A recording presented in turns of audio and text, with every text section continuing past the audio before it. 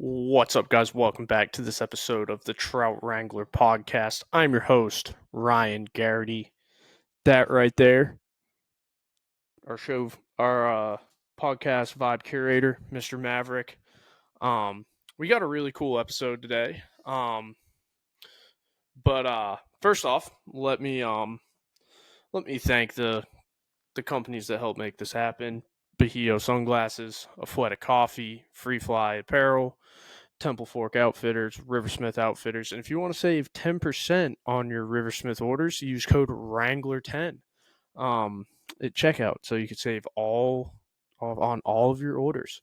Christmas is right around the corner, and Riversmith has some fantastic products for Christmas.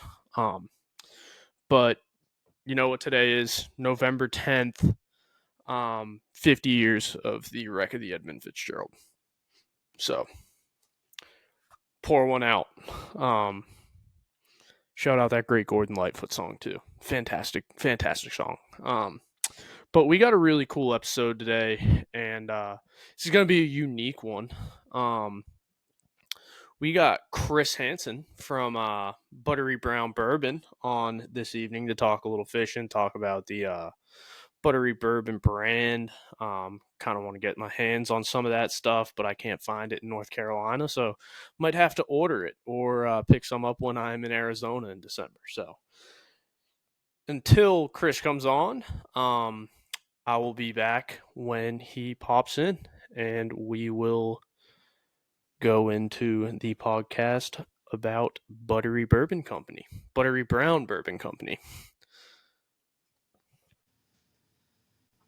What's up, guys? Like I said in the intro, we do have an interview, and this is going to be a very unique interview. I haven't had a liquor company on, and I thought it was pretty interesting and that it'll bring some awareness to the brand, because it's like the bottles are super cool with the brown trout on them, and who doesn't love bourbon, I think it goes hand in hand with fly fishing, but I'll kick it over to you to let you introduce yourself a little bit, Chris.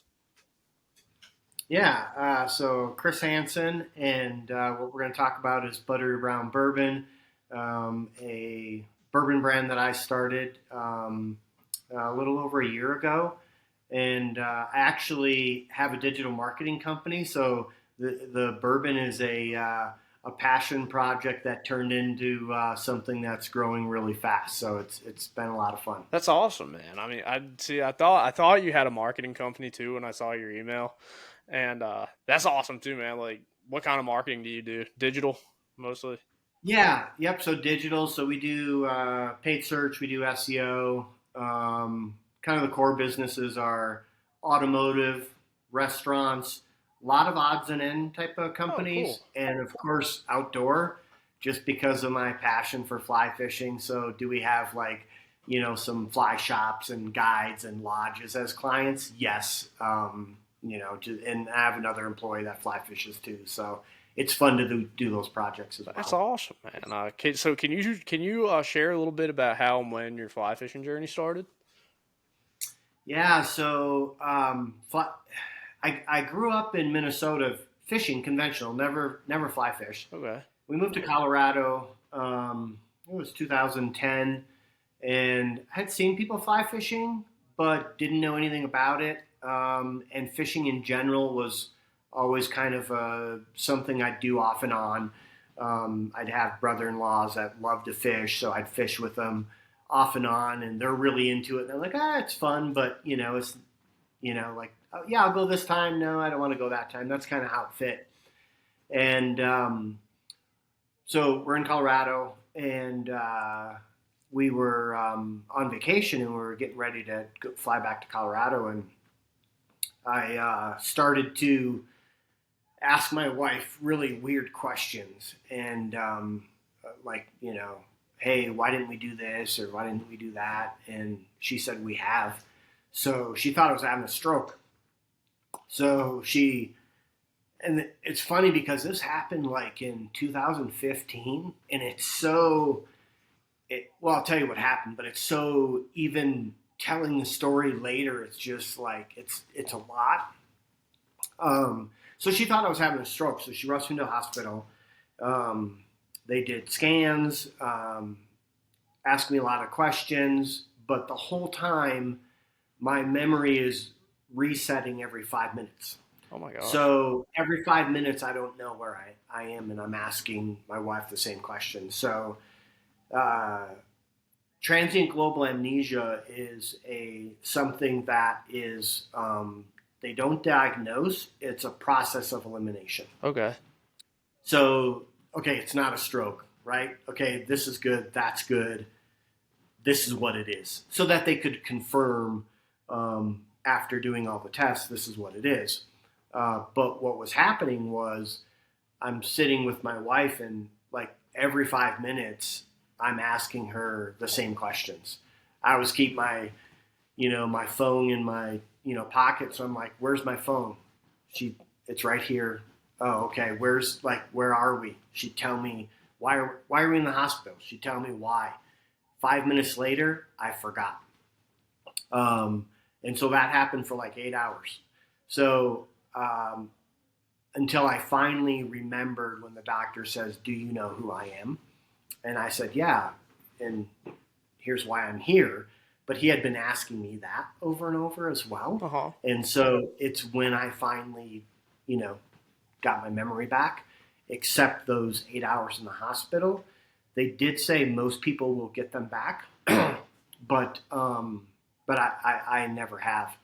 So how that got into fly fishing was because there's some common threads of why this happens to people, even though it's very rare, which is migraines, because it is a form of a migraine, kind of in that same area of the brain. Uh-huh. I do get migraines.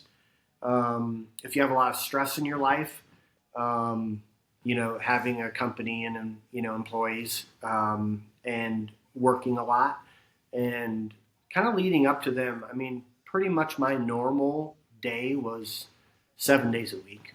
It's just what I did. So, the doctor asked me, do you have something outside of work that is relaxing, that kind of gets you away from work? He said, because you can't keep doing what you're doing. And I said, I don't really have anything. So we get back to Colorado. Typical of me, I don't really change anything. And I just, get back into work. Of course, we were on vacation. So, I got stuff to catch up with, and I didn't really change anything I was doing. So my wife took it upon herself and booked me a guided fly fishing trip for my birthday. Oh, cool. Yeah. And so the first time I had ever gone fly fishing was 2017. I think is when it was, 2016. And the first day I go fly fishing, the whole time, let's say a couple hours in, I'm like, this is what I'm going to do. Yeah. I don't mean like as a job, but I'm going to start fly fishing. Yeah. Like I knew a couple hours in, I was just fascinated by everything. It was amazing to me, and being out on the river. And so I went out on my birthday. I literally have a photo, I think it was of the next day, where I was fly fishing the next day and already had gear because I went to the fly shop, bought a rod, bought a reel, like got outfitted because, like I said, I was like, yeah, I was hooked like from the very first time. That's awesome. I mean, that's a pretty cool story though. Like, so that's a really cool story actually. Pretty inspiring too. Like, I didn't even really know transient amnesia was a thing. It's like, Yeah, that's insane, man. But I think it worked out in the best for you.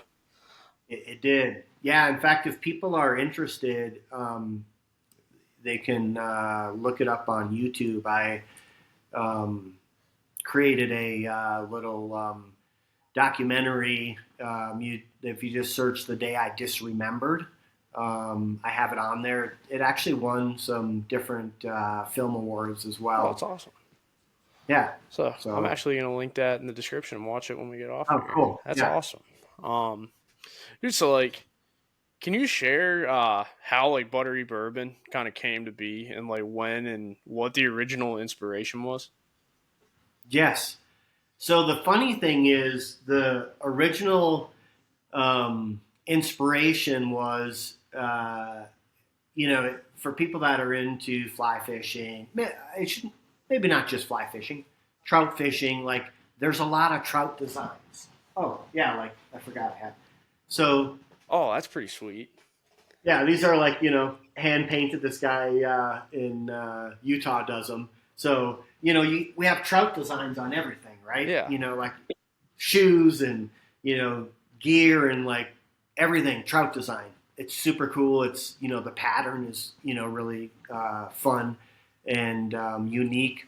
So I thought, wouldn't it be? I'm really into bourbon. Um, Besides that, right there, let's see here. Um, Oh my gosh. Holy cow. That's a ton of bourbon. so yeah, so I'm into bourbon, and I thought, wouldn't it be cool to have a bottle, a sticker that was shaped like a bottle, and the liquid was trout design, a trout pattern, Yeah. and and then I'd sell the sticker, So it was like literally came from a sticker idea. So created it, came up with a name. It was like right from the get go, it was Buttery Brown Bourbon because brown trout. A lot of people will say, "Oh, buttery." Yeah. That looks real buttery, because of the coloring. So obviously, buttery brown bourbon. Brown bourbon is referred to as a brown liquid, and so there's kind of a play on words back and forth. But buttery brown, specifically the brown trout, came out with the sticker, put it on my Instagram, and then people started saying, "Oh, is this a bourbon that's coming out? Is this bourbon, real for real?" And I was like, "No, I don't think so." And that got me thinking, is that possible? Like, that would be super fun to come out with a bourbon called Buttery Brown Bourbon. And through research and, just looking things up, and then a side thing that happened is I had picked up this bottle of bourbon in Breckenridge, actually, when we were had a long weekend over there, and it's from a distillery, World Whiskey Society. They're out of Georgia, and they're really unique because they buy barrels from all over the place, Uh-huh. and then they blend, they further age, they finish them, and award winning, like in really cool bottles. So I had picked one up, posted, tagged them on Instagram, and they saw in the background actually the head distiller, Chris Barton. He saw Buttery Brown Bourbon in my logo, and he's a trout guy, and so he's like, "Hey, what's that Buttery Brown Bourbon?" And I said, "Oh, it's," and so I told him the story, and so we were messaging back and forth, and he said, I have an idea, and I think we could help you launch in this brand, retail. And he said, would you be interested? And I said, yeah, of course, I'd love that. So he talked to the owner, Alex, and super cool guy. So then Chris said, yeah, Alex wants you to call him. So I called him up, told him about it, said that, I think through my my Instagram and just the community in general, I think it would do really well. I'm very confident of that. And he said, "Yeah, I'd like to help you do that." And so they have their own brand and all of these different bourbons. And when I say award winning, like literally award winning. In fact, this year I just saw them post about. I'm not going to say anything, but I think it's 2 different awards that they're getting for bourbon and for single malt. So literally award winning, yet took the time to help me, launch this. And so a lot goes into that. Yeah.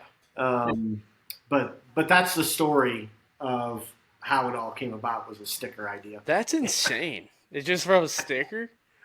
Dude, Yeah. I think I saw something of like them with Penelope bourbon for some reason. Okay, that could be. For some They reason. they buy they buy barrels all over the place, and then do a lot of really unique things with them. Yeah, I like So, that Penelope stuff too. What's your favorite bourbon outside of your Buttery Brown line? I mean, people ask me that, and I'm not just saying it because I work with them, but I love uh, everything I've ever tried, and I have several bottles from World Whiskey Society of their stuff. I really love.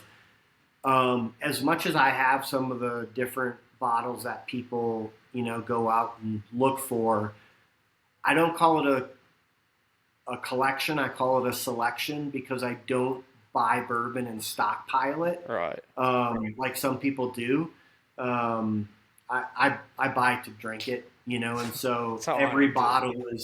every bottle's open. I'm not like, but I have a lot of kind of these craft distilleries that I really enjoy. That if people that know bourbon, they know about them, but the people that are going for Blantons and all these Yeah. different things, and I really want one of those, they don't know about it, but it's really good bourbon. And so it kind of depends the mood that I'm in. If I want something cast strength, or I want something port finish or sherry, or I just want kind of a standard bourbon because I have a good selection. It just kind of depends my mood. So Yeah. I have a lot of favorites. Is the long answer. Dude, I think that's like I have a lot of buddies that like we all got out of college and we got a little bit of money and they're like I'm gonna start collecting bourbon, and it's like I Yeah, tried it and it's like I drink my bourbon too much. It's like yeah, I'm like I yeah. can't. I went and bought like a nice bottle of like Penelope barrel strength, and I was like I tried so hard not to drink it and I was like I'm gonna drink it. It always ends up getting drank. Yeah, And yeah. it's like the same thing with like the expensive Woodford bottles. People are like, why are you drinking that? I'm like, well, I bought it. Like, am I not gonna drink it? Yeah, the Masters collection, I have four of them up there. They're all open. Yeah, You know, 3/4 full, half full. I mean, yeah, there's not a single bottle that's I mean, that's why you get it. yeah, Why would I?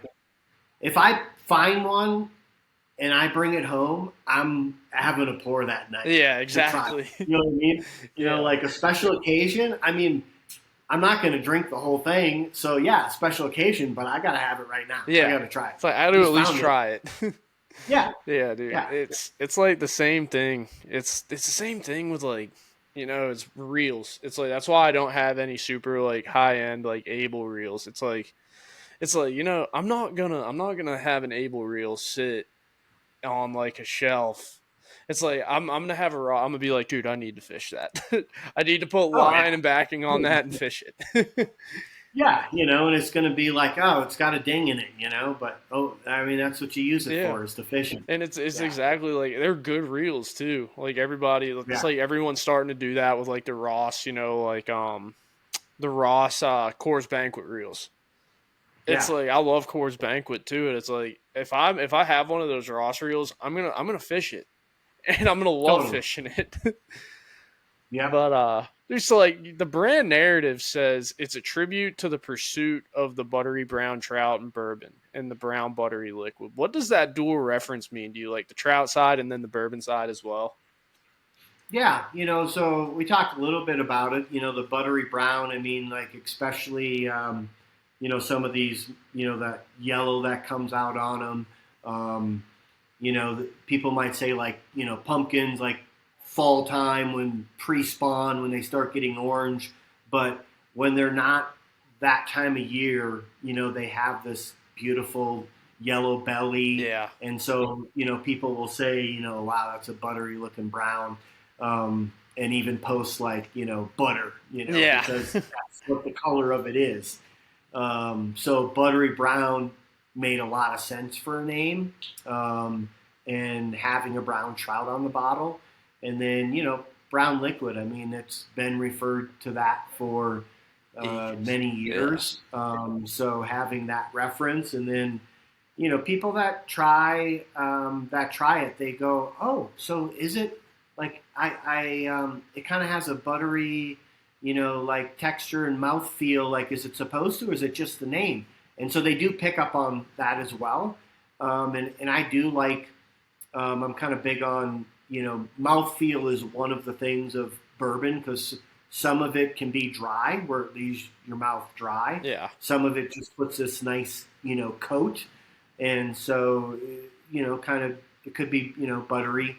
And there can also be like a butter, without getting like, technical, but tasting bourbon's amazing. And if you go down that road, it's fun to educate yourself, I should say, train yourself to recognize smells, tastes. And so there's, when you smell it, spending time to smell it, and what do I recognize? Yeah. Do I, recognize like a bread, kind of smell, nut, vanilla? Like, you can smell lots of different things. There's not necessarily wrong answers to that. And then when you first taste it, there can be that first initial taste on your palate, and it could be like, oh, I think, like bread, and almost maybe kind of some buttery, and I'm pretty sure is it like a walnut or like a dried fruit? So there's a lot of that. And then the finish is really kind of what it leaves your mouth with. And some have a long finish where you're still like 2, 3, 4, maybe 5 minutes later, you're like, man, I still taste that. Some finishes go away right away. So that's how I enjoy. I mean, when I drink bourbon, it's really that whole process that's relaxing and taking time to try to recognize different. I completely agree. It's like the same thing. Like, I deer hunt too. And it's like every year we do like a deer camp, and it's like we all buy like 1 or 2 bottles of bourbon, and we all bring it down there and we taste it and we kind of drink it, and we do that whole thing like a bourbon tasting. Oh yeah. And it's super fun. Like, one of my buddies will bring like a bottle of Eagle Rare. My buddy brought one that like none of us had heard of this year, and it was like the official it was the official bourbon of the Durham Bulls, and it had like the Durham Bulls logo on it, and it was super cool. Okay. I forget what it was called. I'll have to ask my buddy and I'll message it to you. But like, we do that a lot, and it's like, that's just fun to do. And like, it is like Toasted Barrel. That's like another one where it's got like that little oaky feel to it, and it's like that. It's so much fun. Just like kind of testing all those different bourbons out. It's something like, I want to do the bourbon trail so bad, but it's like I don't really have a reason to like drive up to Kentucky for anything right now. Yeah. Well, like, right. I can't, like, one of these days I'm gonna do it, and it's I just can't wait to do it.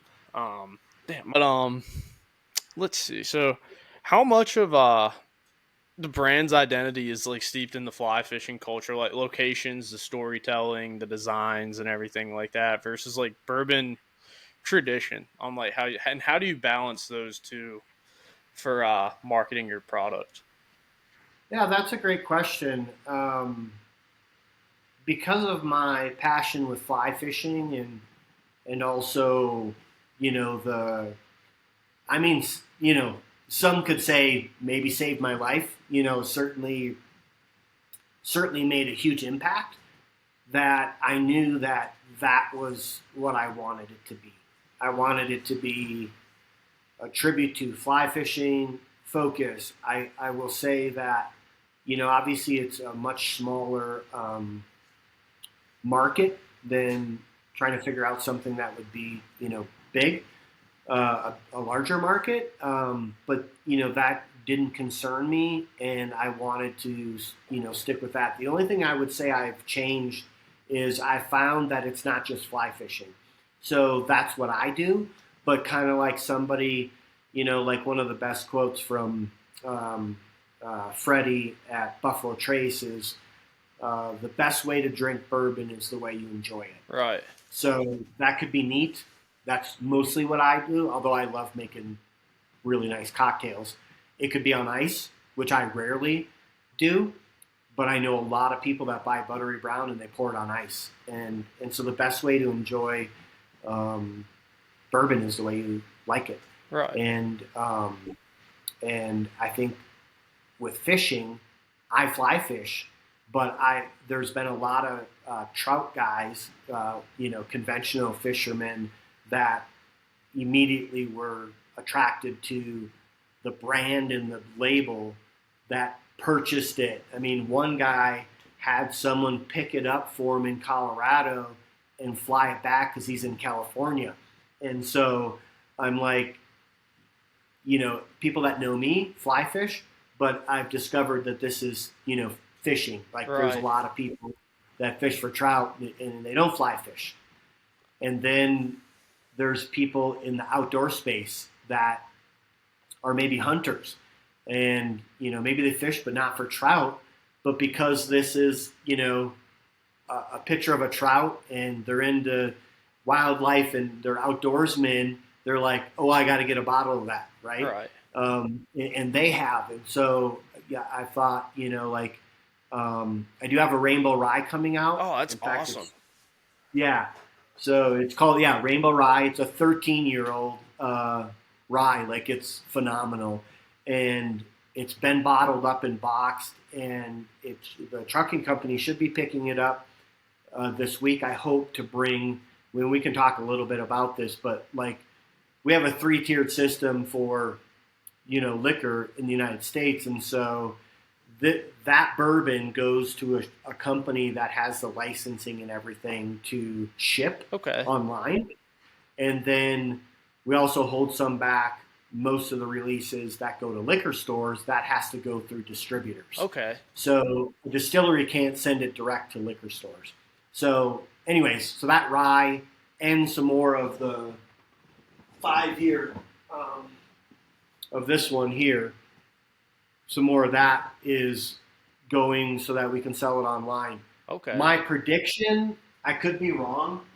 My prediction is that the rye will probably, it'll probably sell out in, I'll give it 2 weeks so I don't sound like I'm, like, it'll sell out in a couple weeks. Okay. If it lasts long. Yeah. Do you have any plans to like get it down south a little more, you think?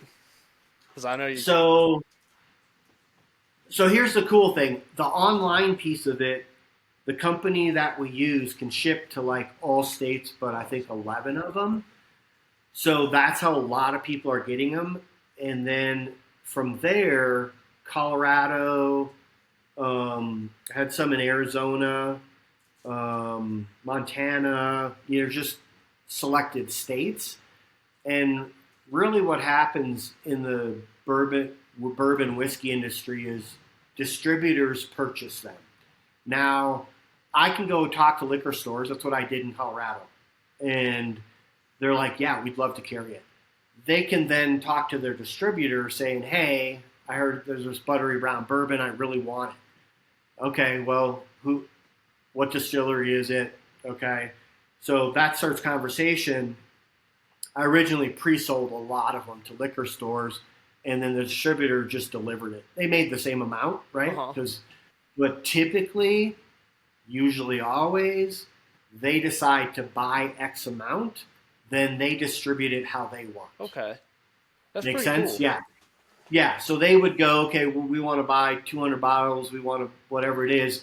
Then they'll have their sales rep go, hey, we have this. Do you want to buy some? And, they can also use it for, hey, I got this really special thing, and we also have this other stuff, I need you to purchase. So when you ask about more Southern, it's just this process to to get that demand out, but it doesn't hurt, people asking liquor stores to ask their distributor about it. Helps, but yeah, most of the people buying from all over the country it's because they can order it online. Okay. And we have it. I might have to order a bottle of that rye because I love rye. It's awesome. Yeah. It's pretty phenomenal. Heck yeah, dude. It's gonna have like a rainbow trout on the front of it. Yeah, I should have had I don't have anything down here. Oh, I know what I can show you as we're talking. I'll show you a photo of it. Yeah, so I was also going to mention too, if you're interested, the process. Oh, let's see here. Oh, that's cool. Oh, it's awesome. I like how it's purple too. Yeah, and then do you see there's green? Let's see, Oh that's yeah, green right there. that You is see that? awesome. So I don't know if you know this, but green is associated with rye. Not all bottles, but a lot of the bottles. If you don't know, then next time you go in, or if you have rye, there's green somewhere on the label. Yeah, I've seen that with Evan Williams Green label. Yeah, there you go. Yeah, Yeah. So the it's not bourbon, but it is. I think rye. what's that? It's not. I think that's whiskey, but I think it is rye. It is rye, isn't it? Rye. Evan Williams Green Yep. label. That's what I Yep. thought. I drank a lot of that in college. Right. Um, And then I think there's a. Oh, that's yeah. awesome. That is so cool. So it's a rainbow trout, and then green. So the sun is switched to green, and then the 13 is green. And so I thought, okay, I want that same design, but then change obviously a rainbow trout instead of brown trout, and then change the design, the coloring scheme so that it sticks out. That is awesome. That's gonna be sweet. I might need to pick up a bottle of that. Yeah. But dude, yeah, that's all. That's such a cool logo. I saw it. I saw like I saw an ad for it. I think, or did you do something with Kevin from the Flybox maybe? Um, no, but I've posted some things recently, and the rye, I had a lot of people sharing that once I posted it Yeah, I think that to might say have been that what it this was was. coming out. Yeah. Because I saw it, I was like, dude, that is super cool. But Yeah. Yeah. I'm excited for that one. And then I had a couple other cool releases later on, and all the stuff so far. Not to say they will all be, but they've been single barrels. So for people that don't know, like let's say you buy Buffalo Trace, Eagle Rare. yeah, So Eagle Rare is a bunch of Eagle Rare barrels that are blended together. okay, So there's a flavor profile of Eagle Rare and Buffalo Trace that people have come to go, that's Eagle Rare.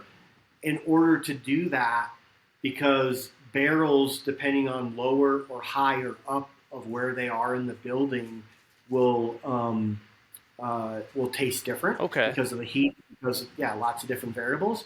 So what they do is they blend a bunch. Actually, Buffalo Trace has different years blended. People don't know that, but Eagle Rare 10-year. So they're blending a bunch of the Eagle Rare barrels that are all the 10-year okay, to come up with that flavor profile.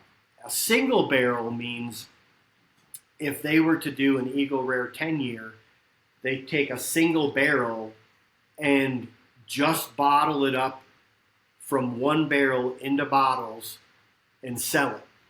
They could do 20 different ones that way, but each barrel is not blended with anything else, mixed with anything else. It's bottled from that barrel. right, Why that matters is because people that are really into it, you can actually taste differences of that single barrel that you would purchase. So the value to bourbon people is single barrel typically is something more sought after than the normal ones. okay.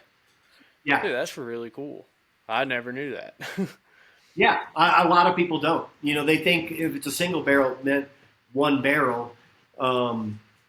When the meaning is exactly what I explained, and it I guess it has double meaning when I do it because I'm not releasing a bunch of barrels at once, so it is a single barrel release as well, where it's just I might just have one. Now the 5-year, like now there's I'm releasing that a little bit more steady, but typically limited releases, in single barrels. Sweet. I think we already hit partially on the next question, but where do you see Buttery Brown Bourbon going in the next 2 to 5 years? Like more limited releases, signature collaborations, travel fishing experience tied to the brand. Yeah, so it would probably help too of a bit more of the process. So currently, World Whiskey Society will send me samples, and that's how it started out too. And then I can decide what I want to do with it. So they sent me samples, which would be cask strength, and we should touch on this because a lot of people don't realize this. So when you buy bourbon or whiskey, and it let's say it says 90 proof, that's been proofed down. Okay. Add water, right? Right. So cask strength means we're not going to proof it down. We're straight from the barrel is even something different. So because you're filtering it, but it doesn't. We don't need to make it that confusing. So it means it's not been watered down. That cask strength varies depending on a barrel and the heat and that it was in and the fluctuation. So it could be, it could be 110, it could be 117, it could be 130, really. Anyways, they send me cask strength, and then I experiment with what I want to do by proofing it down. And I came up with the release I've been doing over and over, which is 90 proof. And I really wanted it to be 90 proof because I feel like for most bourbon drinkers, casual and alike, that's a good proof. Right. I agree. I drink a lot of higher proof stuff, but I drink a lot of 90 proof stuff. And so I thought 90 proof, that's what I want that to be. So I tried them at different proofs and then was like, okay, 90. And then another one that I tried, I was like, I want to finish this one in a port barrel. And so this was a fun release because it's a 7-year bourbon, put it in a port barrel. And for people that don't know about finishing is you can have barrels. In this case, port is in a barrel, and some of that port seeps into the wood, obviously, because some of the wood is going into the port, which gives it its flavor. They dump those barrels. They're dry, but the port is infused, soaked into the barrel. So then if you take bourbon and you dump it in the port barrel and you leave it in there for a while, it'll start to pick up some characteristics of that port barrel. So I was like, these were the first 2 barrels I started with. Was the one I wanted 90 proof. This one I was like, this one I want to finish in port. I thought it'd be like, 6 months, 6-7 months to finish it. I tried it really good. We ended up leaving it in for a year, and released it at cask strength. So 117 proof. Ooh, that'll put hair on your chest. But what I like is because it sat in the port for a year, it picked up much more, the port barrel. It picked up much more of those flavor profiles. So there is a sweetness, sort of. Like it's funny because I've had people try it that don't drink a lot of high proof, and they're like, "Whoa, that's hot." And I'm like, but you taste it, and they're like, "Nah, I don't know." But people that drink a lot of bourbon and higher proof, they're like, "Oh man, I love the balance of, the port, but then it's the higher proof, but it doesn't drink like 117, which I don't think so either." Yeah. They're like, it drinks much, lower than that. That, by the way, that one sold out literally in minutes. Oh my gosh. Like the distributors wanted it. Put some online. I had one guy emailed me and said, "Dude, I got your email." 10 minutes later, it was gone. Do you have any more? And I'm like, "I'm sorry, it's gone, man." Oh my God. Like it went fast. So the reason why I'm mentioning all this when you're asked where do you see it going? So I pick and sample, and there's we've become friends. I mean, like I feel like, I'm this little guy, which I am, starting this bourbon brand, and they have such a successful company as it is, and they're so easy to work with, and they really want, this to succeed for me, and obviously they're part of it, right? Yeah. And so And so, anyways, I picked, and I said I really want a rye. They don't have a lot of rye, but they had this barrel of rye, and I was like, man, I want a rainbow rye. And they're like, well, it's like 12 years right now, so if we wait till the end of October, it'll be 13 years. And I'm like, let's do that. Yeah. Yeah. That's awesome. So, so we do that. And so where do I want it to be? I mean, like, really, I want to get to the point where, like Colorado liquor stores, Montana in certain places, Pennsylvania, like obviously the fishing areas that they have people buying it there, the local people, and if it's, tourist areas where people coming in to fish, them buying it, that, they're waiting for the next release, and that they're asking the distributor, hey, when is Buttery Brown coming out with more? We just sold, the last of what we have, and having those reorders come and be able to expand it across more liquor stores. Because the online piece of it, I mean, the first release I did, we took 90 bottles, put it online. I wasn't sure exactly how fast it would go. The rest went to liquor stores. The 90 sold out in 3 days. And then the last release I did, not of the port, but of the Bardstown, that sold over 100 in a day. Oh my gosh. So, yeah. So, like, the online piece I feel is dialed in. It's a lot of new people finding it, and it's a lot of repeat people. Like when you said, the guys bring something, when you guys did get together and someone brought a bourbon never heard of. I mean, if you're going on a fishing trip and you're not bringing a bottle of this, I mean, not to knock Penelope or, Woodford or any of those, like anybody can bring any of those, right? But you're on a fishing trip. Why wouldn't you bring that? Exactly. And so I have a lot of guys that they're like, that's the bourbon I bring. And when I bring it, I mean, now my buddies know, but when I bring it, they're like, where did you get this from? And it's such a cool piece for them to share on their fishing trip. They're fishing, they come in, really good bourbon.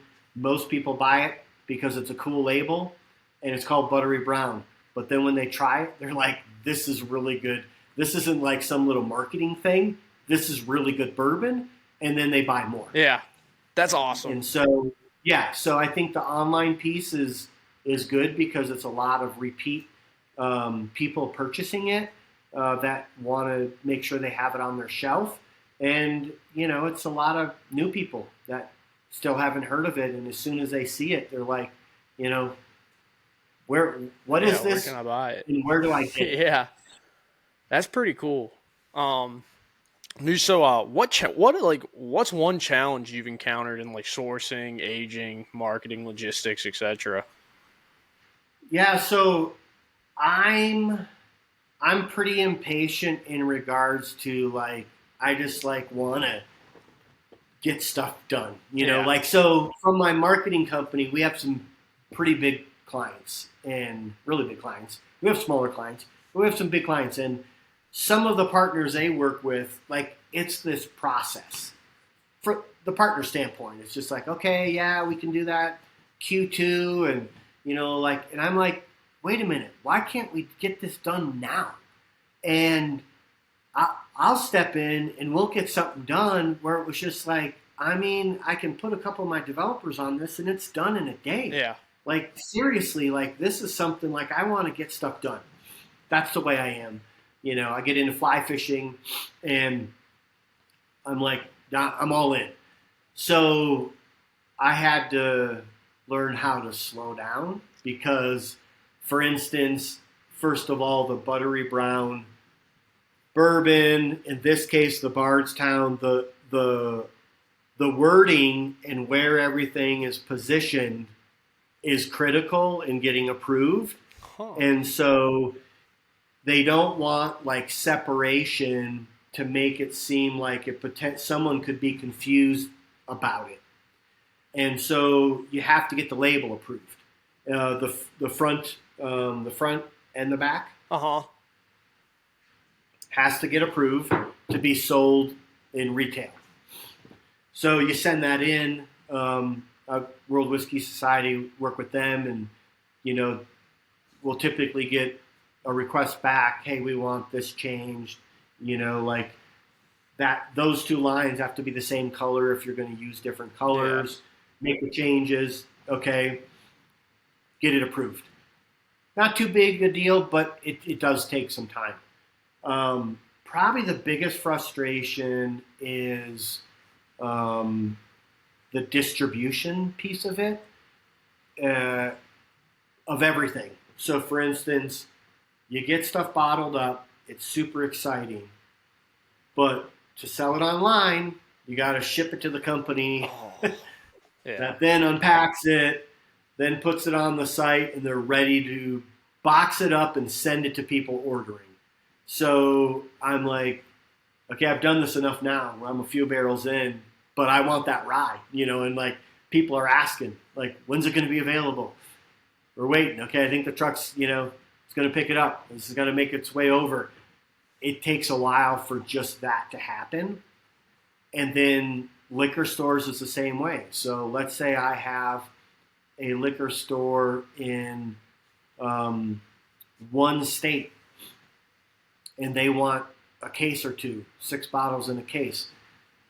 Yeah, I can't just ship 12 bottles to them because the shipping, you know what I mean? Yeah. Like so you have to like go, okay, is there other bourbon like from the World Whiskey Society that is going to go to a certain area so that we're shipping a whole bunch to that distributor, and then that distributor, then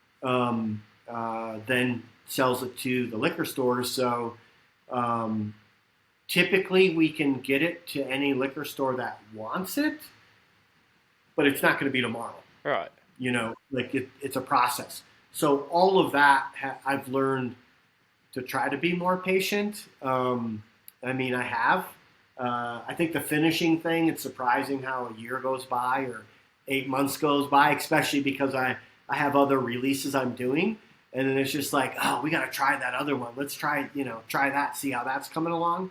But I would say just the distribution piece, it's just a process. It doesn't matter who you are. Yeah. It doesn't happen tomorrow. Right. That I never even knew that about the whole distribution thing. That's crazy. How much goes into like getting a bourbon or something like that to a liquor store in a given state. That's insane.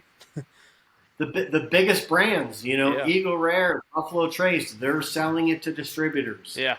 Then the distributors go out and sell it to, obviously they're bigger, so they're shipping tons of it. But yeah, it goes to the distributors. So a smaller brand, like myself, you have to obviously combine your bourbon with other ones to make it, feasible to have it shipped. Yeah. But dude, that's all I got for the hard hitting questions. But I don't know if you saw the last question or if you've seen the other podcast. The end of the podcast, I always ask one question. So I have a running playlist of all my guests, and I give 5 songs, and then you give 5 songs for the playlist. Any 5 songs, Okay. whether it's something you like, cracking a few cold ones or drinking a few bourbons too, and or when you're out fishing, it's whatever. So I think maybe let's see if I put it on. I had it in a notebook, and then of course I came down to this room. Oh, let me see if I wrote a couple down. The rest is on the. Otherwise, so I have. Okay, I did put a couple on there. Thank goodness. On the Word doc you sent over. Not Sweet. 5, but I'll try to think of a couple more. So I have a wide range of music that I do too. And yeah. So the first one I'll mention is Sons of Legion, and I heard them on Instagram singing a cover of "In the Air Tonight." Oh, Phil Collins, Genesis, yeah. And I was like, awesome. So you can find it on YouTube. I like the live one that they did better, but the official release, it's good. Oh yeah, Um, I just put it on there. totally different, totally different take. um, Noah Gunderson, this is a cover as well. Round here, um, their name's gonna escape me.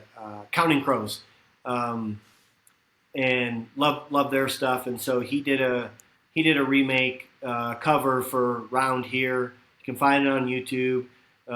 He said it's why he got into singing. Oh, that's awesome. Or what do you say? Storytelling, writing songs, and I think it's just a great. I think it's a great cover. Um, and then Brandon Lake is a Christian musician, and there's a song called "Gratitude" that I can really relate to. So I would put that on my top five for now, and then uh, one last one will be a band that people will either uh, like or not like. I listen to a lot of. I mean, I do like rock bands, and I do like a lot of different ones and listen to them.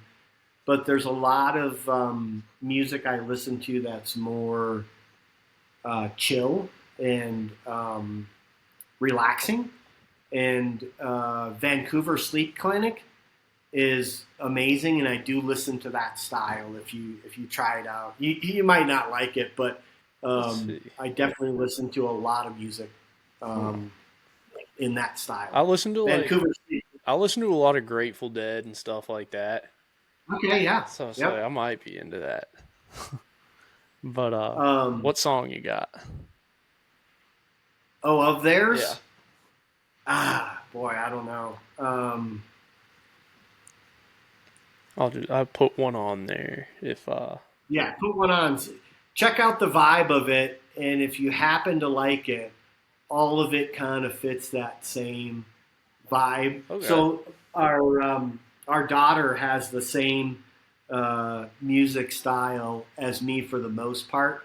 So not the rest of the family, but I'll send like I know like if I like a song, and I've introduced her to several bands like this and different songs, Oh, and she's like, "Oh, I love this song." So we have similar. Yeah. I'm definitely gonna check them out because I like the look of the album covers and stuff like that. Yeah, Here's yeah, they're unique. I'll go into my five here. But Yeah, good. so my first one was Given the Day, the wreck of the Edmund Fitzgerald, That's awesome. Gordon Lightfoot. Yes. And why did you pick that Dude, one? so today's the 50th anniversary of the actual wreck. So I don't know if you know this, but I was born in Minnesota, Okay. or maybe I mentioned that earlier. So I was born in Minnesota, and Minneapolis, but then northern Minnesota. And why obviously all of this matters is because Lake Superior, is like if we were like maybe 3 hours, we could drive over to Lake Superior. So because I was in Minnesota in general, even Minneapolis, I was born in 1970, so like I listened to that song Yeah. because of Lake Superior, Minnesota, but also the style of music as well. Yeah. So today, I was like, I've always like read into that whole wreck and stuff like that, and it's like every year, it's like I all my buddies sit there and they're like, today's the day. It's the 49th anniversary. Today was the 50th. So that Crazy, yeah. That seems like something I should know, but yeah. yeah. So like I think in the song I think it's November 10th. He I think mentions November 10th and like the gales of November coming early and Okay, but my next one was Christmas in Dixie, Alabama. It's a Christmas song. okay. Um, And then Hypnotized, Fleetwood Mac. Love Fleetwood I Mac. do too, dude. Yep. I wanted Yep. to see Stevie Nicks this year, and I just never got around to it. Um, let's see. Uh, what else did I have? Uh, September, Earth, Wind, and Fire, Wow. and then That's interesting too because that's my, as a child, because you're a lot younger than I am, I'm right? 29, Yeah, I'm like you're my son's age. and then Hell's Bells, AC/DC. Okay, yeah. So you pulled out a lot of older Yeah, songs. that's all. Like I listen to a bunch of older music because it's like I really like. I grew up like I'm originally from New England, and it's like Okay. I grew up with my dad like at Patriots games and stuff like that, and tailgating with like my uncles and stuff, and Yeah. that's all they listened to. And then my uncle Brian was a big Deadhead, Widespread Panic guy, so that kind of. And my mom was like a big Grateful Dead fan, and my dad was as well. So like that kind of got me into that side of music, and then I kind of got myself into like I don't know if you've ever listened to like Future Birds or anyone like that. No. They're pretty good too. They're kind of like a little bit more like that psychedelic rock kind of thing. Okay. Yeah. But I got myself like kind of into some of those other like different bands like bluegrass. I'm a big Billy Strings fan, Oh yeah. and he's a Uh, Michigan guy too. I think oh yeah. I think he might be. Traverse Oh, and City. then you know Doc Yeah, Watson. Yeah. I love Doc Yeah. So Watson. I used to listen to a lot of his stuff. Yeah, I think so. Billy Strings' dad was also a musician, and I think was like best friends with Doc Watson. Okay. And I forget who his dad was though. It was somebody, but he was best friends with Doc Watson, and like Doc Watson used to come over to like Billy String's house and jam with his dad, and like that's kind of what got him into, I think, playing bluegrass is from him and his dad and Doc Watson, Oh wow. which is pretty Very cool. But cool. that's all I got for you today. Do you have any last thanks and plugs you want to give? I mean, it's. I think in general, the fly fishing community, and even on Instagram, a lot of conversations, and it's everyone's just been so supportive of the brand that I've launched, and spreading the word, and so big thanks to them, and obviously two of the brands that I work with. Well, you might not know, but Cortland Line Yeah, and Douglas Rods, Douglas Outdoors. So they're two of my fishing, my fishing endeavors. I'm ambassadors for them, and so it's great working with them. And then I should plug somebody that you'll probably know who, well, maybe Pat Dorsey, who he's like fly yeah, tire, that's what I was just. multiple book author, Yeah, 30-year guide. So he's a good friend. And what's funny is when he first had Buttery Brown, he's just like, Chris, this is like a home run. I love this. And so he buys it every time. He buys it every time I have a release. Pat's a great guy, really good friend. It's fun to fish with, and he loves it. He posts about my bourbon all the time, and in this short amount of time I've had it, it's his occasion bourbon. oh, it's So the awesome. last two birthdays, someone from the party, it's usually John Kiefover, will send me a text photo, and it's birthday party and Pat, and it's drinking Buttery Brown. That's Yeah, awesome, dude. But dude, thank you so much for coming on. yeah. Thank This you. I was appreciate such you an asking. interesting episode. I think people will really like this because I mean, who doesn't like liquor and fishing? Right. Yeah. And I sure as hell do. What's up, guys? That was Chris with Buttery Brown Bourbon. Dude, like, what a cool episode. I mean, I got some insight about I frequently drink bourbon, and I got a ton of insight about how like the bourbon industry kind of runs. Really cool to hear his story and kind of like talk about that crossover between fly fishing and bourbon. I mean, like I said at the end there, like who doesn't like bourbon and fly fishing? Because I'll tell you what, I love both of those things. Just a super cool episode. I mean, super cool guy. Greatly appreciate him for coming on.